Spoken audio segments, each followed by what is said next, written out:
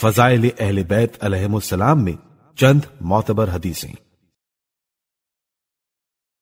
اب یہاں چند احادیث ایسی بیان کی جاتی ہیں جن میں حضرت علی، حضرت فاطمہ، حضرت امام حسن اور حضرت امام حسین علیہم السلام کا خصوصیت کے ساتھ ذکر کیا گیا ہے، اور بعض تو مخصوص امام حسین علیہ السلام کی شان میں ہیں۔ ابو ہریرہ سے مروی ہے کہ حضرت صلی اللہ علیہ وآلہ وسلم نے جناب سیدہ سلام اللہ علیہا، حضرت علی علیہ السلام اور حسنین علیہ السلام کی طرف اشارہ کر کے فرمایا، میں اس شخص سے لڑنے والا ہوں جو ان سے لڑے، اور اس سے صلح کرنے والا ہوں جو ان سے صلح کرے۔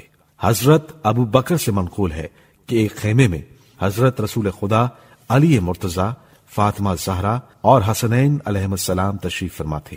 حضرت صلی اللہ علیہ وآلہ وسلم نے فرمایا، اے مسلمانوں، جو شخص اس خیمے والوں کے ساتھ صلح رکھے گا میں اس سے صلح کرنے والا ہوں، اور جو ان سے جنگ کرے گا میں اس سے جنگ کرنے والا ہوں۔ میں اسے دوست رکھتا ہوں جو انہیں دوست رکھتا ہے۔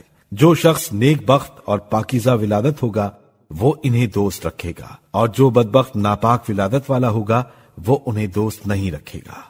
رسول خدا صلی اللہ علیہ وآلہ وسلم نے فرمایا کہ حسن و حسین جوانان بہشت کے سردار ہیں۔ حضرت رسول خدا صلی اللہ علیہ وآلہ وسلم ایک روز امام حسن علیہ السلام اور امام حسین علیہ السلام کو گود میں لیے فرما رہے تھے، جو مجھ سے محبت کرنا چاہتا ہے اسے چاہیے کہ ان دونوں سے محبت کرے۔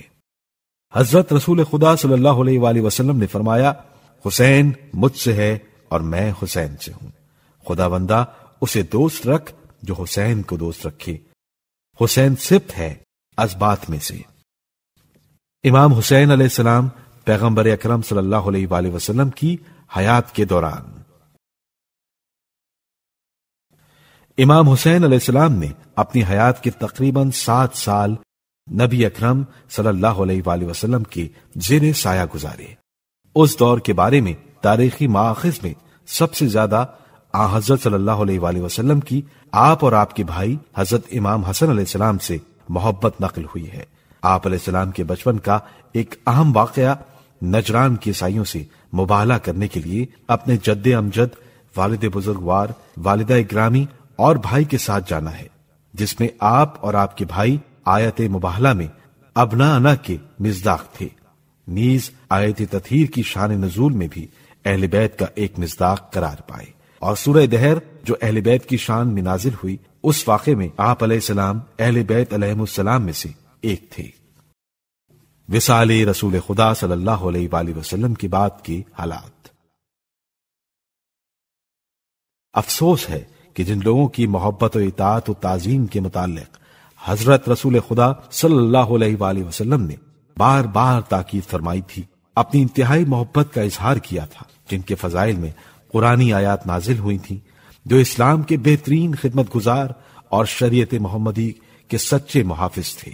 حضرت صلی اللہ علیہ وآلہ وسلم کی آنکھ بند ہوتے ہی مسلمانوں نے ان کی طرف سے اپنی آنکھیں پھیر لیں، گویا ان سے کوئی تعلق ہی نہ تھا۔ سلطنت اسلامی کی باغ ڈور سقیفہ کے بنائے ہوئے امیر کے ہاتھ میں دے کر اہل بیت رسول کو قطعاً بے تعلق کر دیا، ان کی طرف سے ایسی بے توجہی کی کہ وہ مجبوراً گوشہ نشین ہو گئے۔ کاش اتنا ہی کیا ہوتا، لیکن غضب تو یہ کیا کہ دینی معاملات میں بھی ان کی پیروی ترک کر دی گئی۔ جن لوگوں کو سیاسی اختیارات دے دیے گئے تھے ان کو روحانی اختیارات بھی سونپ دیے گئے۔ زمانہ اپنی کج رفتاریاں دکھا رہا تھا، دنیا اپنا رنگ بدل رہی تھی، اور یہ صبر و ضبط کے ساتھ وقت گزار رہے تھے۔ مسلمان احسان فراموشی اور ایذا رسانی کی بدترین مثالیں پیش کر رہے تھے، اور یہ زبان سے اف نہ کرتے تھے۔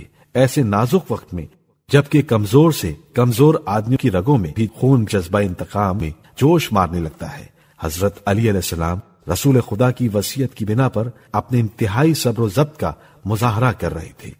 وہ ایسے خانہ نشین ہو گئے تھے کہ ان کے مدینے میں ہونے اور نہ ہونے کا پتہ ہی نہ چلتا تھا۔ یہ وہی لوگ تو تھے جن کے فضائل و مناقب حضرت رسول خدا صلی اللہ علیہ وآلہ وسلم کی زبان سے برابر سنے جاتے تھے، جن کی محبت تمام مسلمانوں پر واجب کی گئی تھی، جن کی اطاعت ایمان کا جزو اور دین اسلام کا ایک رکن بتائی گئی تھی، جو اپنی ذاتی شرافت و فضیلت کی بنا پر تمام لوگوں پر بلندی و فوقیت رکھتے تھے، جن کا دوست خدا و رسول کا دوست اور جن کا دشمن خدا اور رسول کا دشمن سمجھا جاتا تھا۔ افسوس، صد افسوس، مسلمانوں کی خود غرضی نے حضرت رسول خدا صلی اللہ علیہ وآلہ وسلم کی تمام وصیتیں پس پشت ڈال دی اور ایسے لوگوں کے حقوق بھلا دیے جن کی وجہ سے اسلام کے بازو میں طاقت اور زور آیا تھا۔